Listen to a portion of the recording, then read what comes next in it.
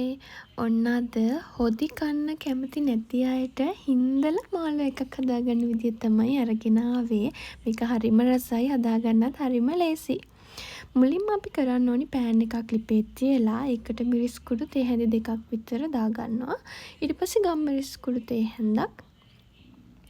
ඊට පස්සේ මේ ටික හොඳට බැදගෙන පාට චුට්ටක් වෙනස් වෙනකම් බැද ගන්න ඕනි. ඊට පස්සේ ඒ ටික අපි බ්ලෙන්ඩර් කප් එකට දාලා වතුර චුට්ටක් දාලා මේ ටික හොඳට බ්ලෙන්ඩ් කරගන්න.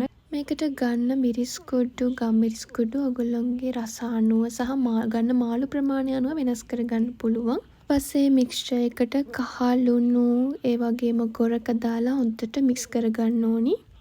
ඊට පස්සේ අපි මේකට අපි කපලා පිරිසිදු කරලා සෝදලා ගත්තපු මාළු ටික මේකට දාලා හොඳට කලවම් කරන්න ඕනි. මේ ස්පයිසස් ඔක්කොම මාළු වලට හොඳට වදින විදියට.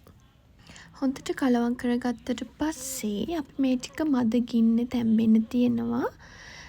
ගින්දර ගොඩක් අඩු කරලාමයි තියන්න ඕනි. මොකද අපි මේක තැම්බෙන්න තව වතුර ඇඩ් කරන්නේ නැහැ.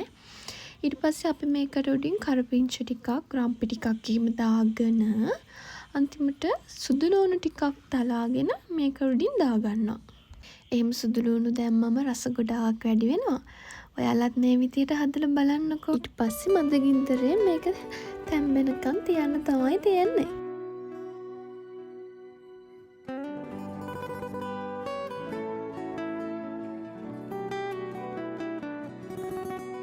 පේනා නේද රස පාටට තියෙනවා. පෙනුම වගේම තමයි මේකේ රසත් හරිම රසයි. ඔයාලත් හදලා බලන්නකෝ. Thanks for watching.